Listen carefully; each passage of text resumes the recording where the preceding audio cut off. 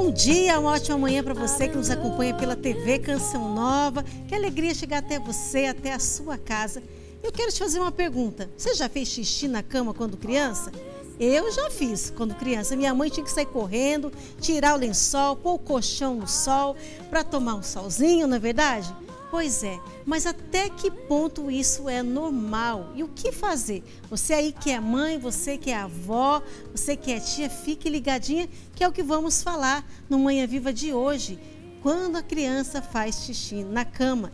Para esclarecer muito bem sobre este assunto, está aqui conosco a doutora Mônica Vasconcelos, que é pediatra. Bem-vinda, doutora, aqui no Manhã Viva.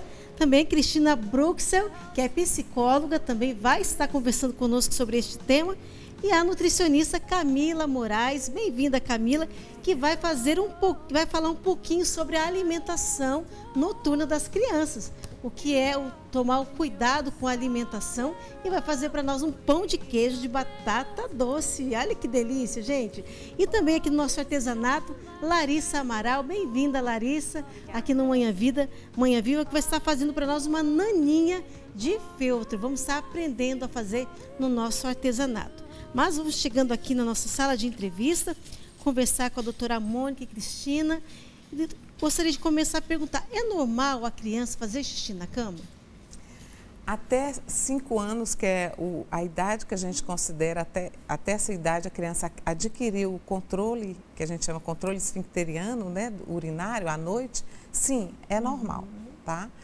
É claro que a retirada de fraldas, ela começa antes, porque é uma sequência, não? A criança ela não fica continente, urinário e fecal, tudo igual, não. Começa primeiro com a parte intestinal, das fezes, o controle, e depois, por último, é esse da noite, o controle urinário. E por que isso acontece, doutora? Pois é, a enurese, que é o termo científico que a gente fala para todas as crianças que fazem xixi na cama a partir de 5 anos, ela, na verdade, tem as causas ainda não são totalmente esclarecidas. A gente acredita que sejam várias causas e quando são várias causas, o tratamento também, eles são vários tipos de tratamento. Então, uma das causas que a gente já tem evidências científicas em relação a isso é que, normalmente, durante o dia, nós produzimos uma quantidade maior de urina, vamos mais ao banheiro, e à noite, essa produção ela é menor. Então, tem uma substância, que é a vasopressina, que controla isso. Então, teria essa inadequação dessa produção, desse hormônio. Um outro seria a bexiga, porque a bexiga ela é um reservatório e ela tem que comportar aquela quantidade ao longo da noite. Então, a gente acha que isso pode ter, que essa bexiga ela se comporta como se fosse uma bexiga infantil, ou uma bexiga pequena, ou ela contrai antes da hora. E o sono. Porque a criança, quando a gente, ao longo do dia, a gente tem vontade, a bexiga da gente está cheia, a gente vai ao banheiro. Isso é um alerta para nós. E a criança, ela não acorda, mesmo com a bexiga cheia. Nossa, gente. Queria perguntar para a Cristina, o que o emocional da criança pode interferir nisso ou vice-versa? Sim, pode interferir sim, principalmente na enurese secundária, né, doutora? A gente estava comentando sobre isso. Que a enurese secundária é quando a criança fica pelo menos 6 meses sem fazer xixi na cama e depois desse tempo volta a fazer xixi. E aí, nessa secundária, tem algum fator emocional envolvido, sim. Aí a mãe precisa estar atenta também. O que a mãe deve fazer neste momento? Bom, ninguém faz xixi na cama porque quer, né? Então, para a criança também é um constrangimento, né? Eu acho que é importante a compreensão, né? E perceber, olhar o que pode estar relacionado a isso, né? Que situação estressante pode estar envolvida aí? O nascimento de um irmão, uma dificuldade na relação dos pais, será que a criança está sofrendo algum tipo de abuso, né? Verbal, físico, né? Estar atento, né? E percebendo o que pode estar relacionado a isso. Eu acho que uma coisa interessante de observar é a frequência com que a criança também faz xixi, né? Porque se ela está sofrendo com algo ali, tem algo que está lhe incomodando muito, é possível que a frequência seja maior, né, de fazer xixi na cama, né? Então, estar atento a tudo, né, e percebendo, ver os sinais que a criança está dando também, né, o comportamento, e acho que tentar entender o sentimento, o que é que ela está sentindo, né? Perguntar, né, estimular a criança a falar sobre as sensações, as emoções e os sentimentos também. E tem como evitar isso, doutora Mônica? Pois é, uma das fases que é extremamente importante, porque, como eu falei, a gente não está totalmente esclarecido o que está envolvido. A gente sabe que tem um caráter familiar, por exemplo, um pai que foi anurético, uma mãe que fez xixi na cama, a chance dessa criança ter é maior. Então, eu acho que a gente tem que estar atento a isso, porque normalmente hoje, porque é um dos sentimentos que a criança mais tem é que está sozinha, que ela sozinha que faz xixi na cama. E por que isso acontece com ela? Isso não é verdade. Então, se a gente, uma criança de 10 anos, 7 a 10 anos, se a gente for na escolinha dela, 10% fazem xixi na cama também. Mas isso é um segredo. Então, não pode falar para ninguém. Não pode falar para ninguém. É vergonhoso, né? Então, assim, prevenir, eu acho que, como a Cristina falou, não seria prevenção, mas pelo menos estar atento quando isso ocorre. Porque tem as causas e uma das coisas que tem que tirar, principalmente dos pais, que assim, entristece muito a gente, profissional de saúde, é a punição, é o castigo. De achar que a criança, ela é preguiçosa. E isso não é verdade. A primeira coisa que eu faço quando eu abordo crianças com enurese você não tem culpa. E também já queria perguntar para a doutora Cristina, como que os pais, então, devem abordar, né, e lidar com o filho que está vivendo essa situação? Eu acho que com muita paciência, com muito carinho, com muito amor, né? E pensando nisso, a criança não tem culpa, né? Ela não está fazendo xixi na cama por querer. Ela não está provocando, né? Ela não está... não é um embate, né? Se ela pudesse, se ela conseguisse, ela não faria, né, doutora? Eu acho, nessa questão hereditária que a doutora Mônica falou, quando um dos pais coloca para o filho que também teve isso, né, quando criança, isso já dá um alívio, né? E uma esperança também, assim, nossa, então eu posso também... Não é só comigo, né? Exatamente, né? Vai naturalmente aliviar, né? Vai diminuir a ansiedade, essa tensão, né? Será que também o nosso dia a dia é desgastante, né? A mãe tem que trocar o lençol, trocar o pijaminha todos os dias e tem que levantar cedo para trabalhar e fazer tudo isso. Será que também isso também não atrapalha a criança de sentir essa culpa, né? E a mãe, o que ela deve fazer então? A mãe também fica nervosa, fica agitada. Então, que o cuidado que a mãe também deve ter? Os sentimentos vêm. Né? É claro que a mãe vai ficar nervosa, ela vai perder a paciência, mas que ela não reaja em cima desse sentimento, né? Ela pode sentir, mas reagir em cima disso é preciso ter cuidado para não jogar isso para cima da criança, né? É preciso ter muita cautela nesse sentido, né? Acho que talvez tomar consciência do que a própria mãe, o que o próprio pai está sentindo para poder controlar isso e não despejar, né? E qual que é a idade certa, doutora, para a mãe começar a tirar a fralda? Existem alguns sinais que a criança dá que ela já está pronta para a retirada de fraldas. Que ela tem que ter um desenvolvimento motor, ela tem que andar de uma forma, né, tranquila, ela tem que entender, associar, por exemplo, o vaso, o pinico para as eliminações, para o xixi e para o cocô, e ela tem que ter vontade. Então, assim, eu acho que são 3 sinais que a criança estaria pronta. E isso ocorre a partir de que idade? A partir dos 18 meses, hoje em dia a gente está se aproximando mais dos 24 meses, dos 2 anos, que é uma idade ideal para a retirada. Quanto tempo dura? Em torno de 6 meses, mas tem crianças que demoram mais. E eu sempre alerto os pais que evitem essa retirada, porque é um desafio. A nossa sociedade, ela prega demais a continência, como se fosse, meu filho não faz mais xixi na roupa, ele é mais inteligente. Não existe isso, né?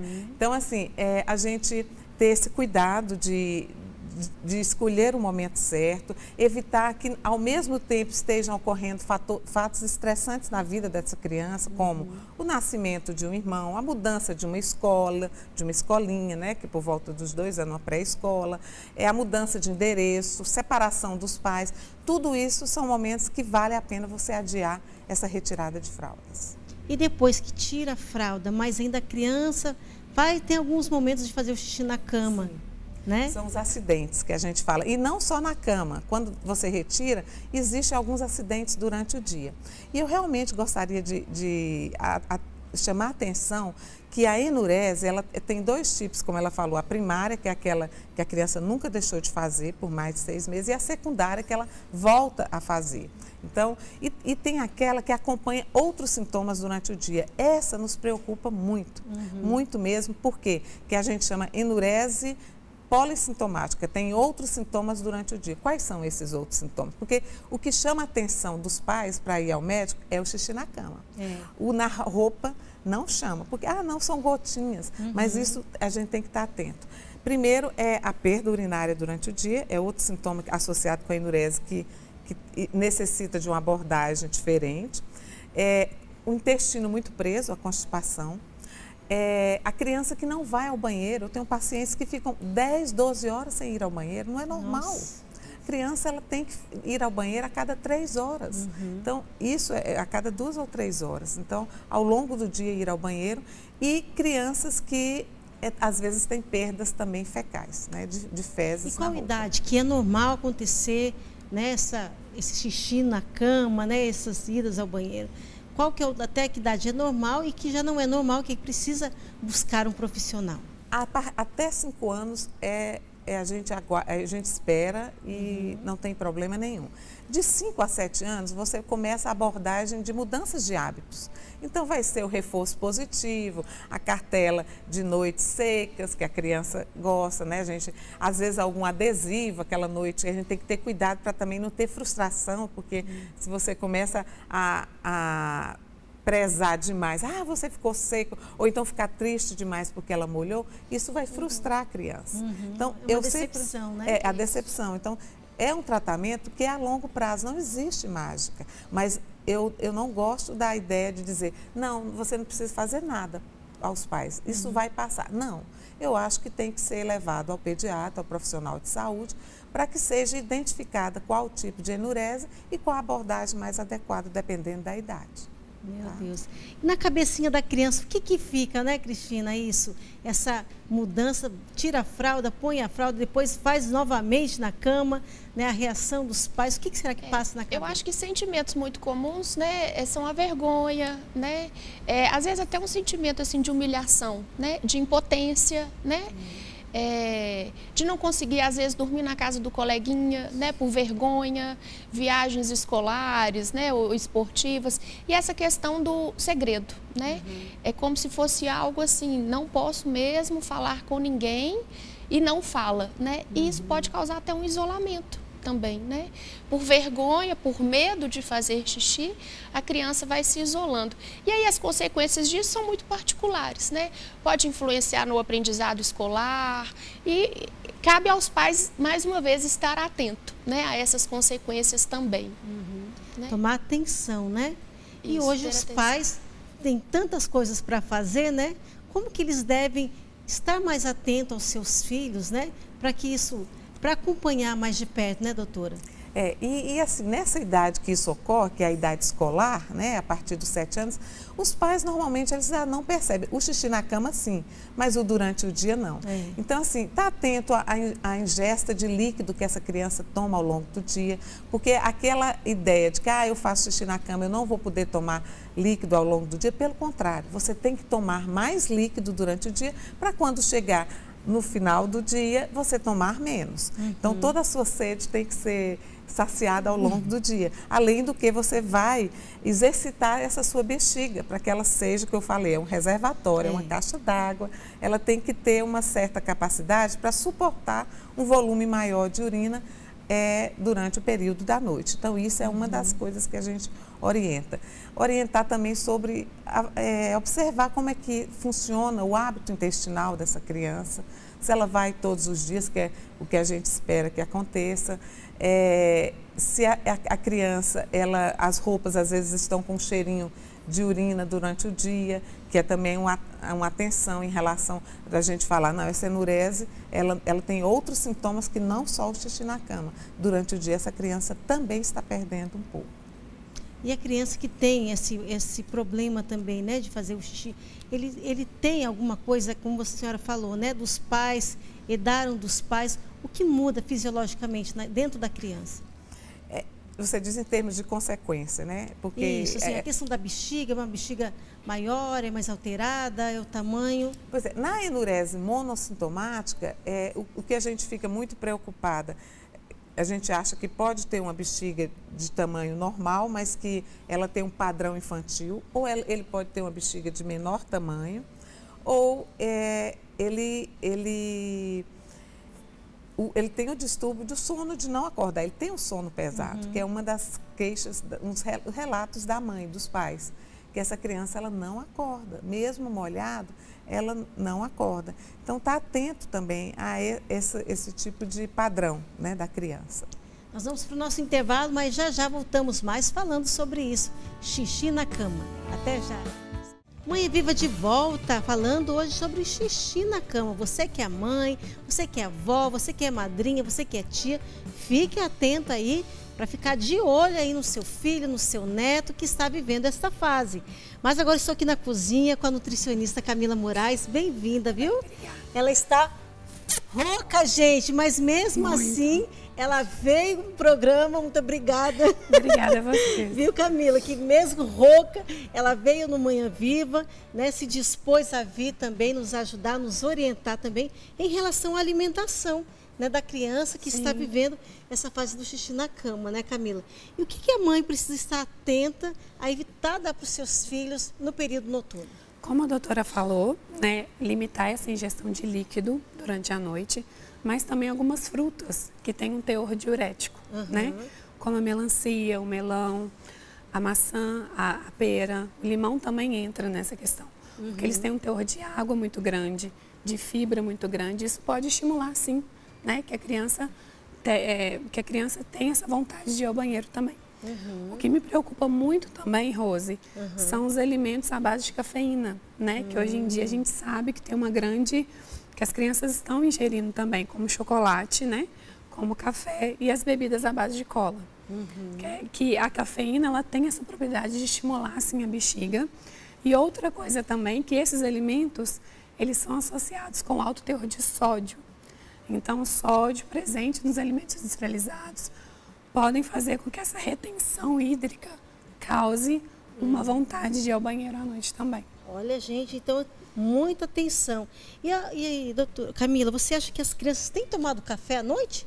Os pais estão deixando as crianças tomar café? Eu estou vendo isso muito em consultório. Né? Essa oferta durante o dia também, que pode atrapalhar o sono. Então, é uma questão preocupante, assim. Não só a questão do café, como a ingestão de açúcar constantemente, ou o café vem associado com adoçante. Então, é um fator a preocupar, assim, também. Até a gente, quando é criança, a mãe deixa a gente tomar mais leite com Toddy, né? Um achocolatado, né? Não dá o café, né? Qual que dá? Tem uma idade certa para entrar o café? Não tem uma idade certa, mas a gente pede para evitar. Só que eu lembrei também do chá preto, chá verde e o chá mate também, que deve ser evitado. Agora, não tem uma idade certa, mas a gente pede para que não dê a partir dos 2 anos, que pode atrapalhar muito o sono. A criança vai ser uma criança muito agitada. A gente sabe que tem hormônios que são produzidos durante o sono, que são importantes para o desenvolvimento da criança. E se o café for ofertado nesse período da noite, atrapalha tudo. Gente, ela vai falando qualquer coisa, eu vou repetindo aqui, tadinha. Tá bom? Olha, mas aí vamos recordar aqui, né? A melancia, né, que tem muita água, a gente sabe. O melão, a maçã, a pera, né? Só que assim, não são frutas que devem ser evitadas. Né? Deve consumir essas frutas. Isso, só oferta durante a noite. Só à noite que não. Durante o dia, pode dar essas frutas para os seus filhos, né? Evitar a noite por causa do líquido, que são frutas que têm muita água, né? E vai estimular, né, a criança a fazer o xixi na cama. Aqui, o chocolate, que também ele tem uma cafeína, também ele é estimulante, né? O chocolate, o cacau. Nós temos aqui também bebidas à base de cola, né? O café. Então, muita atenção aí, fica de olho bem aberto aí no seu filho, na sua filha. Não dá esse tipo de alimentação na parte da noite.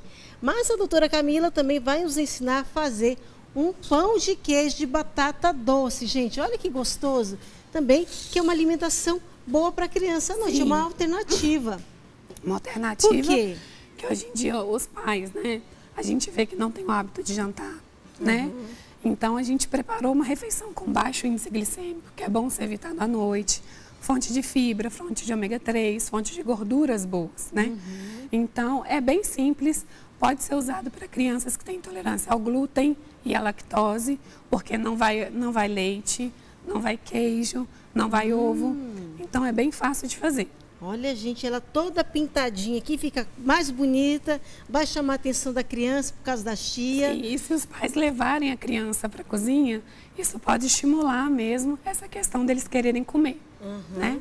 E o que você vai precisar? Os ingredientes para esse pão de queijo? Olha, 2 batatas doces, né, cozidas, 3/4 de polvilho azedo e 1/4 de polvilho doce.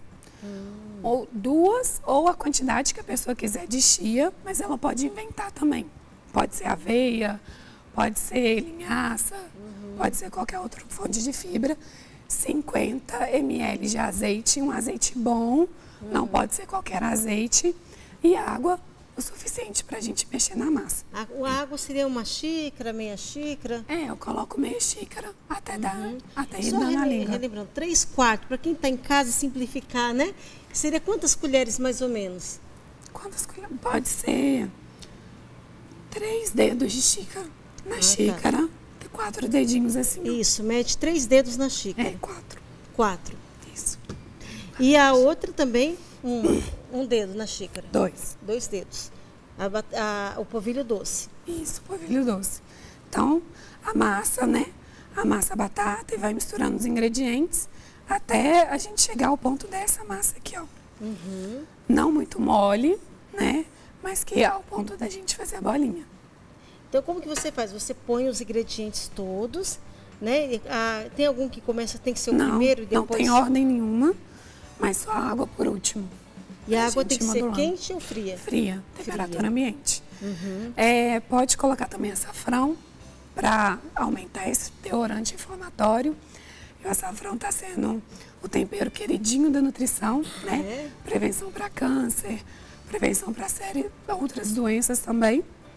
E ao formar as bolinhas, os pais também podem congelar assim, que fica como uma opção de lanche para levar, para evitar de levar biscoito, essas refeições industrializadas. E pré-aquecido o forno a 180 graus por 30 minutinhos. E sal, vai com sal? Pode sal, pode qualquer outro tipo de tempero também. Então tá bom. E a massa fica nessa consistência? Fica nessa consistência de bolinha mesmo de pão de queijo. Fica parecendo uma borrachinha. Fica parecendo uma E aqui já está... Já está prontinho. Prontinho. E quanto tempo de forno? 30 minutos a 180 graus. Então, alguma observação que a senhora gostaria de falar sobre a alimentação das crianças? Eu me preocupo muito com essa quantidade de alimentos industrializados, né? Eu sempre oriento em consultório a gente descascar mais e desembalar menos, porque o índice de câncer não cresceu 98%, não foi à toa. Então, eu sempre acho que a alimentação é ponto-chave para tudo. Sempre Com certeza. acho. Então, tem como a gente evitar muita coisa. Com a alimentação, eu sempre falo que o segredo para tudo é a alimentação. Com certeza. Doutora Mônica, o que a senhora diz dessa questão também da alimentação da criança, né, nesse período que está fazendo ainda xixi na cama, né, as orientações que a Camila trouxe para a gente também? Essas orientações não só para o xixi na cama, mas também para aquela criança que perde urina ao longo do dia, são importantes, né? Porque, como ela mesma falou, a cafeína, ela estimula o músculo da bexiga a contrair. E isso faz com que a criança vá perdendo um pouco de urina, né, ao longo do dia também. Doutora, eu sei que hoje nós estamos falando sobre xixi na cama, mas também uma preocupação, né, eu acho que da medicina, é a obesidade das crianças. Como as crianças estão ficando obesas, né? Por que está acontecendo isso? Pois é, mas Rosilene, foi interessante você chamar, porque a obesidade está muito associada também com as perdas de xixi ao longo do dia. Então tem algumas, né, a gente falou, algumas condições, né, de saúde, e a obesidade é uma delas. Não com a enurese, mas com o problema do xixi na cama. Em relação à obesidade em si, eu acho que, como a Cristina falou, ela tem muito essa coisa da alimentação durante o dia, que como ela falou, eu gostei muito, ela disse, nós temos que descascar mais e desembalar menos. E desembalar menos, né? Porque isso é uma preocupação, os lanches pré-prontos para a criança, e a gente entende o lado da família também, né? Porque como você mesmo mencionou no início do programa, a família, ela mudou. Hoje, tanto o pai quanto a mãe estão no mercado de trabalho. Então, são formas da gente tentar tentar minimizar isto, né? Mas a gente entende também o lado da família. Mas está atento a essa coisa da alimentação já industrializada, minimizar isso, diminuir isso dentro da dieta. Mas uma troca um pouco da alimentação, né, mais natural, tirar um pouco realmente das embalagens, né, artificiais para os naturais, né? Também isso começa uma mudança também de mentalidade. Né, Cristina? Criar novos hábitos, né? Criar novos hábitos. Não é fácil, mas eu acho que é com perseverança, né? E muita disciplina. E acho que quando a família toda se envolve nesse propósito, fica mais fácil. Um apoia o outro, né? E o que a Camila falou, trazer a criança para a cozinha, né? Ela vai criando, gostando disso, né? Vai aprendendo isso desde cedo também. Vai fazendo né? bonequinho com pão de queijo. Isso. E eu também gostaria de perguntar, Cristina, a criança, né, essa fase, tanto como as emoções podem influenciar nessa fase, né, fazer com que ela faça mais xixi na cama, mas também aquelas crianças que buscam saciar com a comida. Sim, a gente vê isso cada vez mais, né, substituindo, né, pelos alimentos. Eu acho que uma boa dica aí é criar o hábito também de falar dos sentimentos, né? A gente vive numa sociedade hoje muito pós-moderna, onde o sentimento ele é muito abafado, né? Reprimido, né? Muito reprimido. É preciso trazer isso, né? Incentivar isso, reforçar isso, falar do sentimento. O que é que você está sentindo? É comum sentir isso, você pode sentir isso. Eu também sinto isso, né? Nós somos gente sente, né? Sente temos que sentir, né? Lógico, mas o que fazer com o sentimento que é o diferencial. Isso. Mas nós não vamos deixar de sentir, nós não somos bonecos, não somos robôs, né? Precisamos sentir. Então, a importância também, né, doutora? Tem muitos pais que têm dado, como a Camila falou, café para as crianças muito cedo. O que a senhora diz disso? Pois é, eu realmente, esse é um item da alimentação, Camila, que eu realmente aboliria do cardápio infantil. Eu também não indico. Isso é cultural nosso, é um hábito nosso, eu gosto de café, mas eu não estimulo de maneira alguma que os pais passem a estimular o uso de café na infância, de forma alguma. Deixa para quando eles estiverem mais velhos, né? E assumirem. Porque às vezes a criança está ali no colo, o pai está tomando, aí o pai, só um pouquinho. Mas esse pouquinho faz mal também, né, doutora? Faz mal. E assim, do ponto de vista nutritivo, não tem sentido. Não tem. Então, assim, além de, para quem tem o problema do xixi na cama, é um dos, né, vai fazer com que ocorra com mais frequência. Né? Fala assim, só um pouquinho pode. Um pouquinho todo dia é um erro, né? Mas até criança, como ela é muito sensível, ela é muito pequena, né? Os órgãos também ainda estão crescendo. Isso pode ter um impacto muito maior do que um adulto, né, doutora? Sem dúvida nenhuma.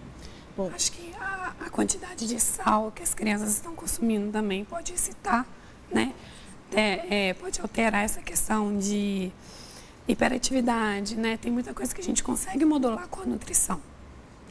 Então, salgadinhos, né? Salgadinhos. Abre a embalagem e já está pronto. Sim, o açúcar também é muito estimulante. Então, é bom a gente evitar sempre. E o sono é muito importante para a criança, né, doutora? Por isso que a gente tem que poupar a criança dessa alimentação para ter um bom sono, porque no sono ela cresce, né? Exatamente. Foi interessante você abordar isso, porque, voltando para o xixi na cama, por muito tempo a gente recomendava, olha, você tem que ir acordar a criança, ao longo da noite. Não funciona, gente. Não funciona. Além do que eu estou fazendo com que essa criança tenha uma qualidade de sono péssima. Então, essa criança, ela vai acordar no outro dia, vai para a escola, não vai aprender, vai ter dificuldade. Então, acordar ao longo da noite não é uma medida eficaz para parar o xixi na cama, tá? E você não sabe em que momento que a criança vai urinar, porque até nisso a gente pode ser no início da noite, no meio, no final, 2 vezes na noite. Então, não justifica ir acordar e é extremamente estressante para a família, porque essa mãe, esse pai, no outro dia tem que trabalhar, gente. E aí ter que fazer isso ao longo de muitos dias, então não está indicado isso de acordar. Então não deve, gente. Se nem nós adultos gostamos de ser acordados, imagina uma criança, né? Ô, gente, vamos pôr agora nosso pão de queijo no forno. Doutor, vou ligar aqui então o tempo dele. Ixi, não vai. Para 180 graus. Tá. Gente, nós vamos para o nosso intervalo, mas já voltamos com mais Manhã Viva falando sobre xixi na cama. Até já, espero você. Estamos de volta com Manhã Viva. Quero aproveitar e mandar um abraço aos nossos parceiros na evangelização, a LN Deca da Campanário, Lojas by Miriam e também o Salão Maison Rochá. Um grande abraço e caminhemos juntos, né, nessa parceria rumo à evangelização. Mas chegou o nosso momento aqui do artesanato. Estou com a Larissa Amaral. Bem-vinda, Larissa, Manhã Viva. Obrigada. Primeira vez que você vem, né? Isso, faz um trabalho lindo aqui com o feltro. Vai fazer uma naninha, gente. O que é uma naninha?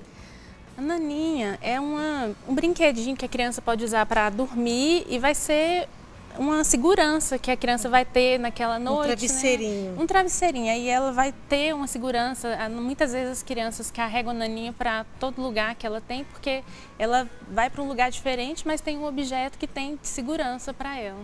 Nossa, que legal, né? Estava vendo que a doutora aqui no intervalo estava conversando a importância de ter esses meios para o sono, doutora. Isso é muito importante? É interessante, e não só a naninha, às vezes é outro objeto, né? Às vezes assim, um pequeno lençol, um brinquedinho que a criança carrega, e como ela falou, é importante nessa fase de trazer uma segurança para a criança no momento do sono, do dormir. Né? Com certeza. Bom, e também a Larissa é mãe, né? Os seus filhos estão passando por esta fase do xixi na cama, né, Larissa? Como que foi? Como você está vivendo esse momento? Então, eu tenho 2 filhos, a menina tem 9 anos e o menino tem 4. A minha filha de 9 anos, eu não tive nenhum problema, ela passou por essa fase, assim, não tive nenhum problema, foi bem natural para ela. Até quantos anos que ela fez xixi na cama? Até uns 3 anos, já foi, né, tirando a fralda, não teve... Foi isso muito natural. Aí na hora que chegou o menino, né, o Leandro, tem 4 aninhos, até hoje eu não consegui tirar a fralda da noite. Então ele sempre, a fralda acorda molhada. E aí eu tento lidar com naturalidade, eu não chamo a atenção dele, né, mas eu sempre fico com dúvida, né, sobre essa idade. E aí, doutor, o que a Larissa pode fazer?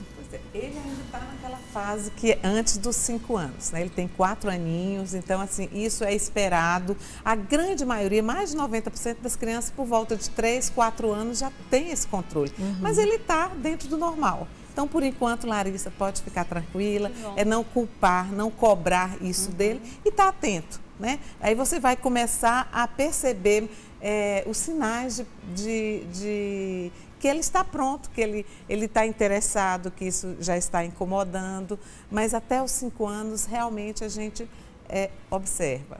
Né? E a partir dos 5 aos 7, a gente começa com algumas mudanças de hábitos, né? Como a água, o alimento, que poderia estar provocando essa perda urinária à noite. E há uma diferença entre meninos e meninas nessa fase? Eu pergunto agora para a psicóloga também e para a Mônica também, porque a gente sabe que psicologicamente, né, o homem e a mulher tem uma diferença no amadurecimento. Né? A mulher ela amadurece muito mais rápido. Isso interfere? Eu posso responder?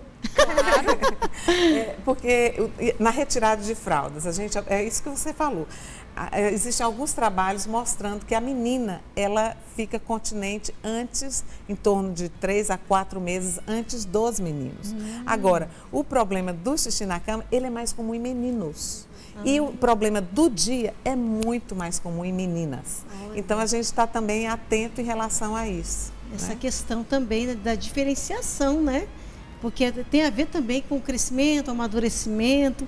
É todo um conjunto ser humano, né? Então, vamos fazer a naninha, né, Larissa? O que você vai precisar para fazer a naninha? Nós vamos usar 2 cores de feltro, que a gente vai colocar os detalhes, e também um retalhozinho de um feltro cor palha. Vamos precisar de linha da cor que nós vamos usar. Nesse caso aqui eu vou colocar esse detalhe azul, linha preta para fazer o olhinho e a linha que vai ser marronzinha, claro, para fazer costurar a naninha. Vou usar cola de silicone, caneta e tesoura. E vamos precisar também de fibra para encher. Olha que fofinho, gente, que delícia. Essa caneta aqui, ela é uma caneta, qual tipo de caneta que você usa? Eu vou usar uma caneta preta para riscar o olhinho, que vai ser aonde eu vou fazer o bordado. Pode ser caneta esferográfica, eu estou usando uma caneta permanente, mas pode ser caneta esferográfica. Aquela própria de tecido. Sim, e essa aqui é uma caneta que é caneta mágica, que apaga com ferro, mas pode ser caneta esferográfica também, não tem nenhum problema. Muito bem. Então vamos começar a fazer a naninha? Nós vamos iniciar pegando o molde e riscando no feltro da cor pele. Aqui tá o feltro, vai ser a parte da frente. Nós vamos pegar o molde e cortar aonde que tem a marcação do olho e colocar em cima aqui de onde do molde que foi cortado. Eu vou riscar com a caneta preta porque eu vou bordar com a linha preta. Se eu fosse fazer um bordado de boquinha, que seria com caneta vermelha, eu iria riscar com a caneta vermelha. Então, eu estou riscando aqui. Ele vai ficar riscadinho assim, não precisa ser escuro, porque vai ser só para marcar, só para você ver, para bordar em cima. Então, eu vou pegar aqui, eu uso para bordar a própria linha de costura mesmo, porque para mim é fácil, eu já estou com ela em todo lugar, mas pode ser qualquer linha de bordado também. Eu vou colocar aqui 4 vezes, vou dobrar a linha 4 vezes na agulha. Tem o tamanho certo, a quantidade? Olha, a gente não usa uma linha muito grande para evitar problema no ombro. Se a gente for colocar uma linha muito grande, vai ficar fazendo esse movimento Uns várias 35 vezes. centímetros, mais ou menos, O ideal é o tamanho do nosso braço, assim, né? Um pouquinho menor que o nosso braço já é o ideal. Eu vou fazer aqui um bordado com ponto atrás. O nozinho vai vir aqui, vai ficar aqui no avesso. E aí a gente vai seguindo em cima da marcação, fazendo esse pontinho. Aquele pontinho mesmo de costura, né? Isso, é um ponto. Na verdade, ele chama ponto atrás, é um ponto de bordado. Entendi. Vou fazer aqui o ponto atrás. Olha. Em cima da marcação que foi feita. Olha, gente, que coisa bonita, hein? Ele é um ponto de bordado livre.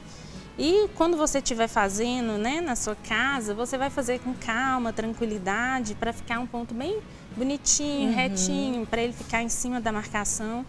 O ponto atrás, ele tem a característica de ir lá na frente, na marcação, e voltar no ponto anterior. Ele sempre vai lá na frente e volta. Aqui eu vou passar em cima do cílio. E depois vai fazer o cílio também. Isso aqui. Passei aqui para o cílio, depois para o outro cílio. Olha, gente. Que bonitinho. Vai ficar assim. E aí eu vou arrematar. Fez a sobrancelha.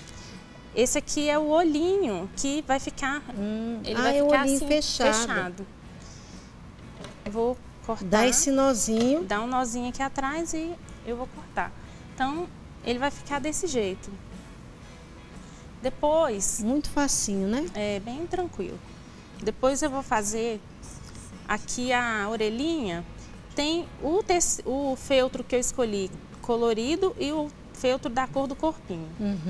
nós vamos fazer o ponto caseado. Fica esse pontinho aqui, né? Esse pontinho. Eu vou dar um nó na linha, em uma perninha só da linha. Não pode ser nas duas, não. Pode ser nas duas também, mas não é necessário. Esconde o ponto. Esconda o nozinho por dentro e vou seguindo aqui, fazendo o ponto caseado.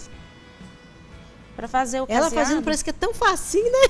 Mas é só a gente treinar, né? Fazer e cada vez vai ficando melhor. Quem quiser entrar em contato com você, né? Pode entrar no facebook.com/feltro mágico e ver lá o seu trabalho, né, Larissa? Isso, vocês podem entrar lá, dar um curtir na minha página e tem também a página o perfil no Instagram, que é o @feltromágico.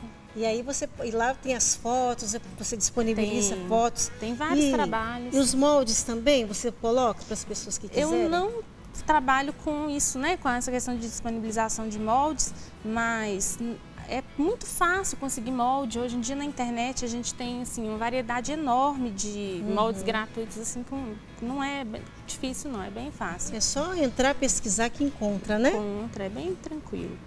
Aqui eu tô fazendo caseado aqui na orelhinha.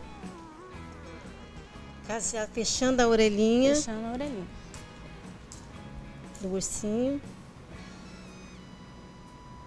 Olha, gente, é tudo feito à mão. Todo à mão. Realmente. É um trabalho artesanal. É uma arte mesmo. Quem quiser fazer a máquina é possível também. Hoje em dia existem máquinas que fazem o ponto caseado. Fica bonito também.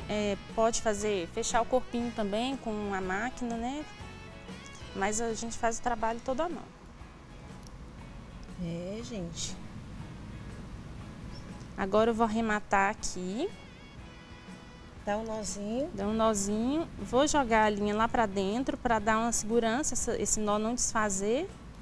E cortar aqui.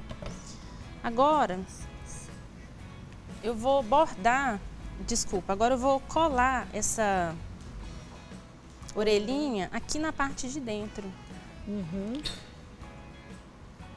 Cola de silicone também é muito fácil de encontrar. Estou usando cola de silicone, que não precisa de... Tem gente que tem dificuldade de usar a cola quente, né? Mas pode ser a cola quente também. Vou colar ela aqui para a gente colocar na posição. Aqui o rostinho, o olhinho aqui, não vai dar tempo da gente bordar, né? Eu vou colocar aqui a boquinha. Também é com cola. Eu vou colocar a cola aqui só para firmar essa posição, para ele não sair do lugar na hora de costurar. Mas eu vou costurar aqui com ponto alinhável. Eu vou colar esse focinho aqui também com a cola de silicone. Passa a cola de silicone. Depois tudo põe alinhável, né? Esse aqui é pequenininho, não tem necessidade não, mas esse maior eu coloco. Dá uma alinhavadinha. Isso. Vou passar aqui um ponto alinhável para colocar, para firmar essa boquinha. Um alinhável é bem simples, né? Bem simples, não fiz o nó. Pode tem ser com a linha, tem que dar um nozinho aqui antes, né? Essa linha é uma linha mais grossa? É uma linha normal de costura? É linha de costura, essa linha aqui que eu tô usando. Aí você colocou também mais linha, né, na agulha? Ele tá duplo, tem 2 linhas. Entendi. Olha, gente, tudo costurado, né?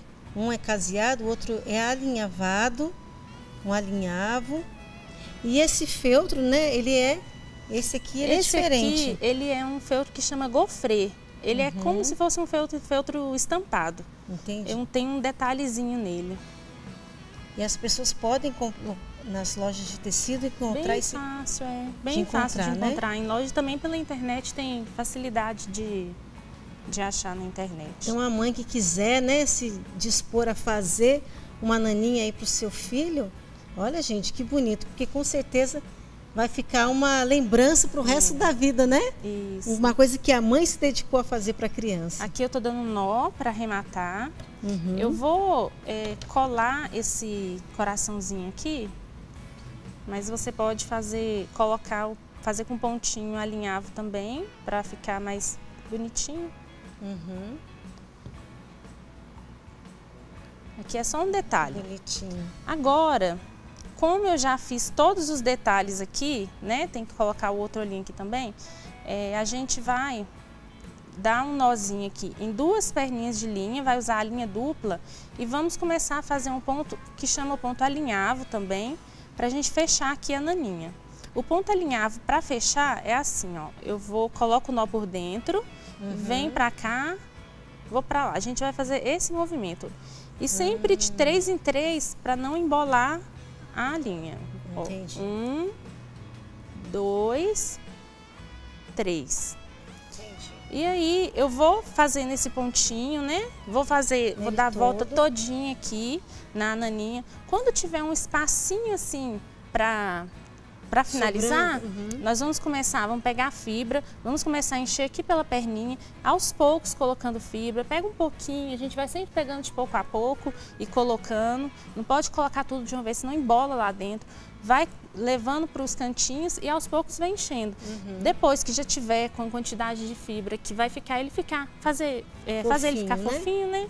Aí a gente termina de fazer o alinhavo e finaliza a peça. E já está pronta. Já está pronta a naninha. Olha, gente, tá vendo como que é fácil? Então você que é mãe, você que é avó, você que é tia, madrinha, né? Quiser se dedicar para dar para o seu filho, para o seu neto, para o seu afilhado. Olha, gente, um ursinho gostoso para dormir, ó. Quero agradecer a participação da doutora Mônica, obrigada também, Cristina. Quero agradecer a Camila, obrigada a Camila também, mesmo sem voz, né, Camila? Falou, conseguiu, tossiu, bebeu água, mas deu tudo certo, graças a Deus. Obrigada também, Larissa. Seja bem-vinda aqui no Manhã Viva. Obrigada. Viu? Parabéns pela naninha. Com certeza ela vai voltar para mostrar mais o seu trabalho pra gente. Sim. Tá bom?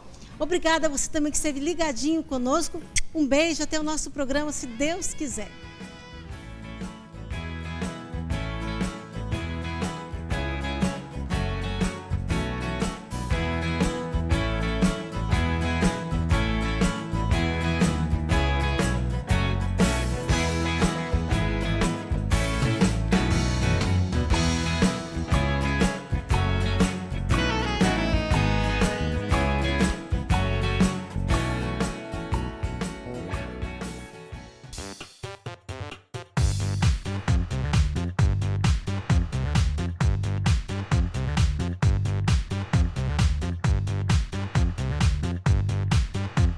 cançãonovaplay.com. Assine já!